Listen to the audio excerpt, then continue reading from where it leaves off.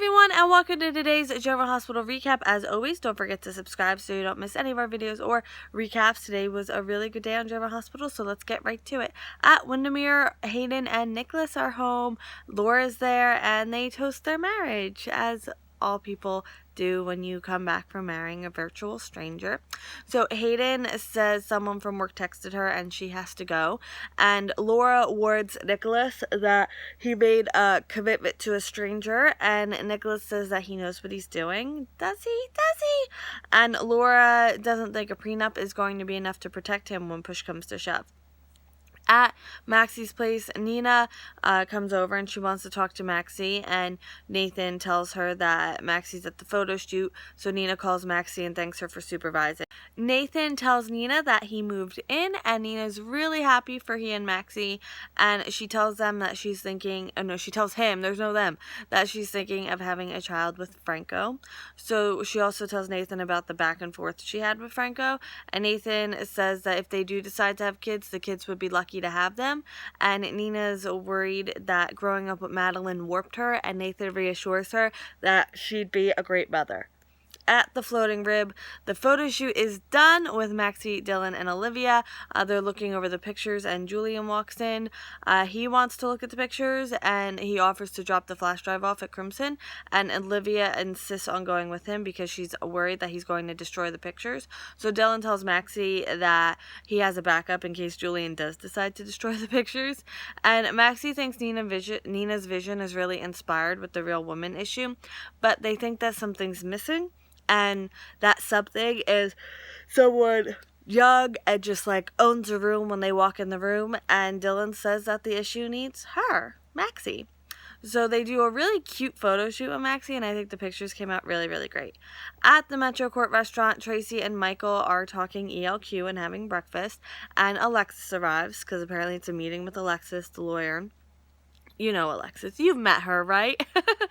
So she tells them that Nick filed a motion to dismiss, but it's a non-issue, and she wants to make sure they want to pursue this beyond a settlement. So Michael asks Alexis if this is too personal for her, suing her nephew, and she says she doesn't approve of what Nicholas did, and her loyalty is with her Quartermain grandson, Danny. So I think, that's a good reason, obviously, and professionalism, but, whatever.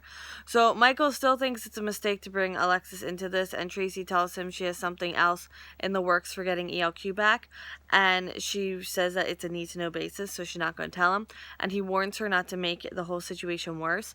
So then Tracy dismisses him from the table, and Hayden sits down with her. So she tells Tracy that they got married, and Hayden tells her that she had to sign a prenup. So Tracy's upset, and Hayden says that she just needs a little bit more time, and Hayden says that Nicholas can't enforce the prenup because she has something big on Nicholas. So that's the reason she needed to know if Nicholas shot her or not. Carly and Sonny are also having breakfast, and Max gives Sonny an update on the arms shipment. And Carly interrupts because it's time for Sonny to meet his new doctor. At Crimson, Julian is going through the pictures and has something to say about every single one. And some are warranted and some are just okay. And Olivia says that, he's not the boss of her, whether or not they're in a relationship, which they're not. And Alexis walks in. Alexis says that Olivia's right and he's acting jealous because, he doesn't want people to look at Olivia, but, not your choice. And Julian says that he doesn't think Olivia should be exposing herself. And Alexis says that this is the attitude they're trying to change. So Julian does admit he's being a bit controlling. And they talk a little bit about their wedding, and they're happy. Don't worry about it. And Nina comes back and looks at the pictures, and she's ecstatic about the pictures, and she's so happy with Olivia. At the hospital, the new doctor comes out, and Sonny realizes they've met, and the new doctor's name is Griffin Monroe. I know they said it in another one, but it just went by so fast I forgot to write it down. And it's an interesting name. I like it. So he says, Griffin, Dr. Monroe, we don't know him that well yet, says that he went to school with Dr. Jones and Lucas's Luke is, and Carly's like, it's my brother. So Sonny wants to know what he can do for him. So they go through his medical history, and Dr. Monroe asks him questions and wants to do a quick exam. So the exam went well, and Dr. Monroe is confident that he will regain the use of his legs with continued physical therapy. But he goes outside and asks Epiphany about Sonny's progress, and Carly really likes the new doctor, and then Dr. Monroe comes back in. Do we know him good enough yet? I can just call him Griffin, because Dr. Monroe gets to be in a lot of syllables. And now end scene. Woo! Laura hopes that she's wrong about Hayden, and Nicholas Google searches Rachel Corbin or Collins. I couldn't make the second one out, and I tried to pause it, but I have a normal size TV, and I need a new prescription in my glasses. So if you saw the last name that Nicholas Googled, I say Google because it's a non-search engine, but we all know what it's supposed to be. Hayden tells Tracy that she has something to hold over Nicholas, and Tracy, really weird, kind of stops mid-sentence and zones out, and it takes Hayden a little bit to get her, back into the room mentally. So I don't know what that was. It was very strange, and I hope Tracy's okay.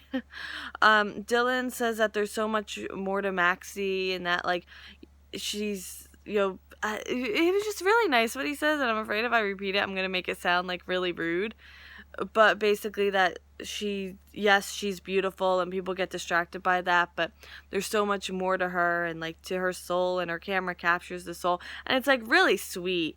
And then of course Nathan walks in on them having that moment, and Nina tells Olivia there's a lot more candidates for the Real Woman issue coming in today, and Epiphany's one of them. I'm so excited. And Carly has to leave the doctor's appointment to deal with a booking issue, and the doctor wants to do more scans, and after Carly leaves, Dr. Monroe, aka Griffin, asks Sonny why he's lying to Carly.